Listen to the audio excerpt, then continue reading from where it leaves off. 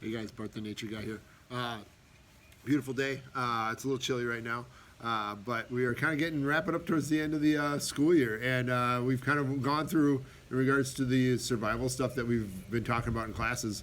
You know, we started with kind of shelter, and then we moved to water filtration, then water purification, and then we did some firework.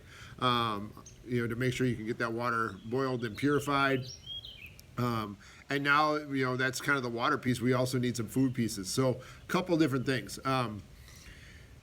Foraging in the woods is really rewarding. It's really cool. It also can be really, really dangerous.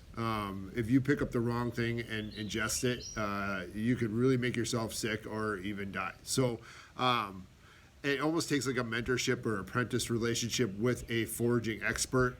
The old adage is you can't be 100% positive on what you're putting in into your body.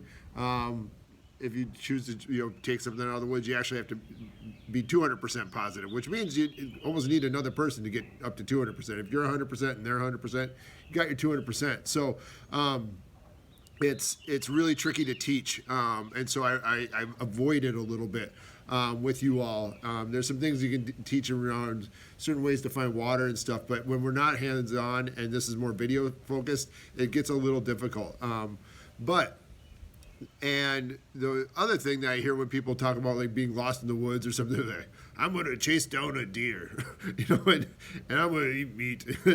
It's good luck. It's a very tricky thing to do. The other thing is when you're in a wilderness, in any sort of survival situation, that takes a lot of work and a lot of energy and a lot of calories. And you're actually looking to minimize your calorie output at that point.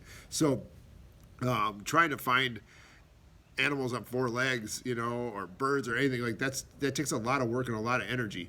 And I'm also not going to teach you guys any of those tactics as well as school. It's just not appropriate. So, but a lot of people in the United States fish. And if you look at survival packs, if you ever find a little survival kit, and it'll have like a little fire starter, all that stuff, oftentimes you'll see a little roll of fishing line and a little hook. And that is very common to find in classic wilderness survival things. And there's a reason for it. One is it is an edible food source. It is also, and if you're an animal person, you're a vegetarian, totally get it, totally respect it, and you're not going to like this video, so sorry. And so I can't do anything about that. But the reason why I am teaching it is you need to know what to do with a fishing hook and fishing line. Like I said, it's very common. So when we're thinking about fishing, the reason why it is effective is a couple of reasons. One is you don't have to move much, so you can kind of find a spot and go start fishing. I'm sitting here at a lake right here. It's really shallow here, so it's really hard. Like you can't just, hold the line in your hand and drop it down. I mean, it's hard. It'd be really tricky. Maybe there's a log you could walk out on, but you might need to get that out there a little ways. So we're going to talk today about building like just a little primitive fishing bowl. It doesn't take a lot of time. It's not very complicated, but it is kind of a way to show you how to get something out there. Now, there's kind of four components to it. So you had the line. I showed you the line, right? We also need some sort of stick. Now, when I'm in schools, I'm bringing stuff into classrooms that have carpet and stuff like that. When I bring in sticks and stuff, it gets really dirty really fast. So when I'm in schools, I actually use like lumber. It's clean. It's the easiest thing. If you're out here, you can definitely take one of these sticks. But also, again, you have to take the bark off that stick. That means you're like whittling. And I can't have knives in schools. It doesn't work that way. So I also have to be appropriate that way with the setting that I work. So in order to kind of accomplish the task of teaching you guys this, I use lumber. Of course, you're going to be using a stick like that. I think the thing to think about is something about maybe a foot long.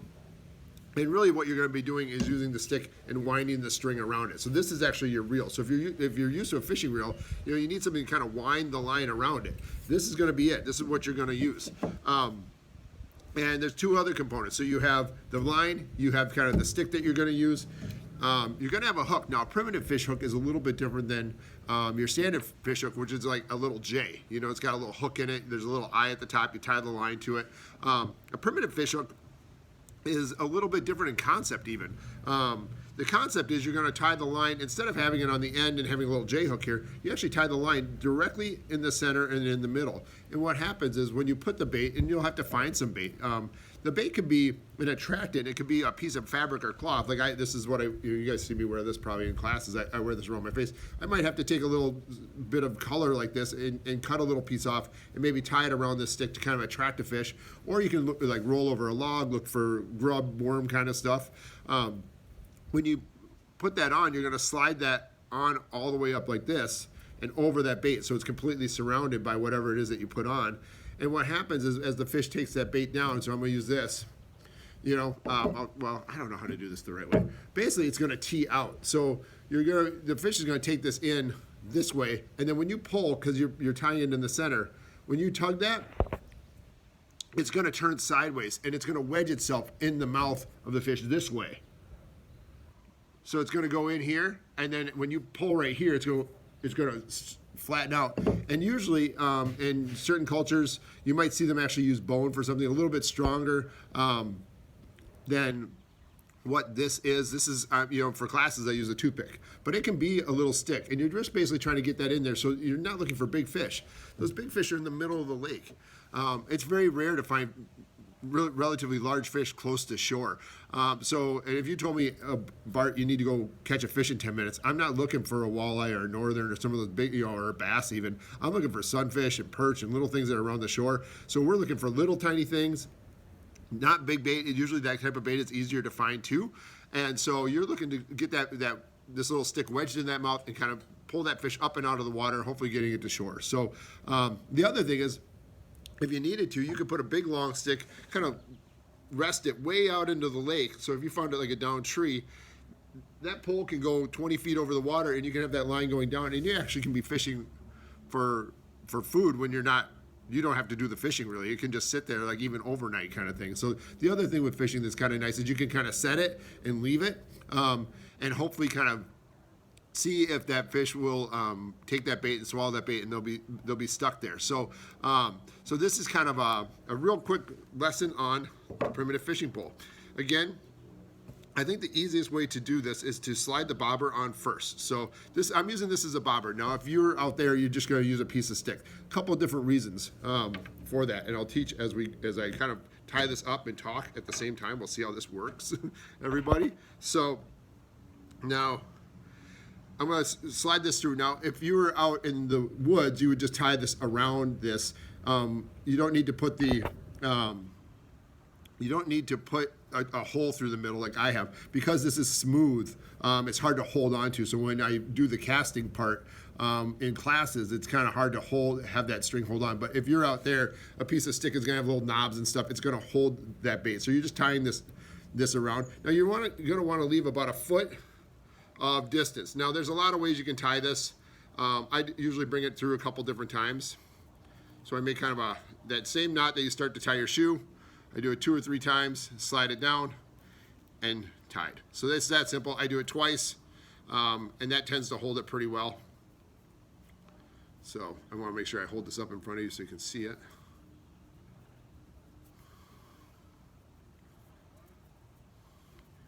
And I do have some people pulling up, so I don't know if this is going to get loud or not. We'll see. I hope I can just get this done. So now I have about a foot of line. On the other side of this, what will be the bobber. The bobber is basically something that floats on the surface of the water. There's a couple different reasons. Now, if you have something real small, like this, it is hard to throw it. Like if you had to get it out 20 feet, it's really hard to do that. So you need to have some weight. So the bobber actually adds a little bit of weight. Number 2, it's a strike indicator. If something takes this, you can't see underneath the surface of the water, so this gives you a little visual cue that something's kind of messing with the bait.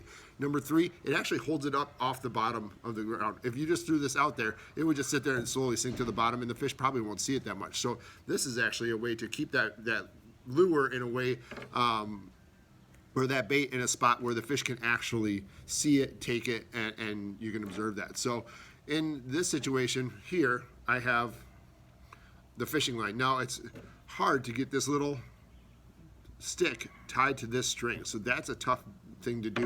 So what we need to do is get a special knot in this string. Now this is monofilament fishing line. There's other fishing lines, but they tend to sink. So you'll tend to see, and this is really light. It's very durable. It can be used for other things too in survival kits. It doesn't have to be used for fishing stuff at all. So what I want you to do, see how I take my finger in there and I'm wrapping it up about 4, 5, 6 times, and I put, see if I can do this. So I take the end and slide it through that hole, and in here, and then I take this stick and bring this knot down. So the nice thing with mono is it will kind of tighten down differently than other strings.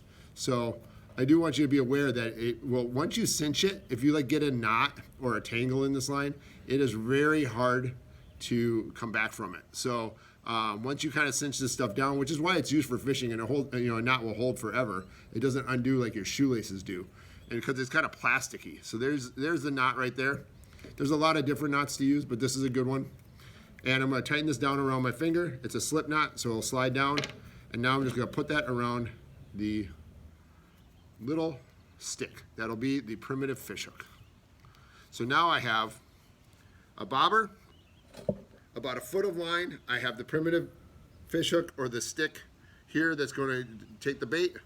Now I have about, most survival places will have about 20 feet of line. I'm pulling that through. Now for the stick, really easy. All you have to do is tie it to the end. Now for classes, I've generally drilled a little hole through there so it can attach. And again, I take it, I'll spin it around a few times here. You see how I'm twisting that up and put about 7 or 8 twists in the line. Then I bring the end through that little spot that is created, that little kind of teardrop shape at the bottom. And then I bring it through one more time. Oh, I missed my line here. There we go. One more knot. And I will teach you guys this in classes. And then we bring it down. So now we have it tied here. So now one thing you'll see, I have a little, in most of the classes, if you are in my class, you'll get a little piece. It has a little wedge here. The wedge really isn't necessary for this squared off model, but if you're using a round stick, it's nice to take something, even a rock or something, and put a little groove in there. I've done this with other students where I've used dowel rods instead of square. I like the square because you don't have to do this, but I do it as an example in the class. This little groove right here allows you to take the line, and I'll just wrap it up now. So all you're using this is your reel. So now you have your fishing reel. So this is how you're winding your line back. This is how you're going to cast too. So if anybody's seen one of the underhand reels, you know that spool sits on the front, right? And so all you're going to do is point this in the direction that you want to cast. And as you throw, see how that line folds off like that? It was perfect. So all you're going to do is throw this, and that line's going to go with it, and it comes off real nice and easy as long as you point the stick in the direction of what we will call a cast, but it's actually kind of more of a throw with a primitive rod. This is great for docks too. I used to work with a group of little kids, and we used to go to those docks in the Twin Cities. Oftentimes docks that are in public park areas have like a big fence around them, and it's kind of hard for kids. Like if they have a fishing pole, they have to kind of put the pole up and over the pole, or they try to put the rod through kind of the slots on the fence. This is a great dock pole too, where all you have to do is kind of put this through and drop this down. They just kind of lower it down, and now you have a pole that doesn't have to really be casted, and you don't really need a lot of line or casting around those docks, especially for those sunfish and small fish that are in the Twin Cities. They're used to having people come and try to get them. So oftentimes they'll come for that food. As soon as they hear the footsteps on the dock, they feel that vibration of the water. They'll start coming towards you. So now, so remember, this is a great dock pole. But again, that cut is simply for you to take the line like this and then thread it through that spot so it kind of holds in place. That's all that's for. But on a rounded stick, that slot has a lot more value because it's not slipping off to the side, and you're not losing it. It's not sliding back towards your hand. So it just allows it to stay out there. Oftentimes, I will just put my thumb over the top of that little spot too and hold that line. So here you go. Here's your rod. I did a similar one for ice fishing. This is just a little bit different. It adds a casting element to it with that weight. Small stick, tying the string to the stick. in a way that you're not going to lose it. So the reason why you really want to secure this, and that's why I do that drill hole, if you're in a survival situation and you take it and throw it out, and all of a sudden your line doesn't attach to this properly, and you just lose your line, it's just going to go out into the water and be gone. So, and you don't want to try to enter the water to get it, because water in survival situations, you don't know how deep that is, how mucky it is. If you're going to get stuck, water's really dangerous. So, so there we go. That's why I use the drill hole so it attaches. So if you do get a good cast, it actually takes all the line out. So if you see that, see how fast the line comes off? You don't actually get in a spot where you lose the line off the stick itself, and then you don't have anything. So little primitive fish hook, slide that bait right over the top. You got your bobber, holds it into the water column, and you have your casting element. So there is a primitive fishing pole for today. Take care, everybody. Bart the Nature Guy. Peace out. Have a great weekend. Bye-bye.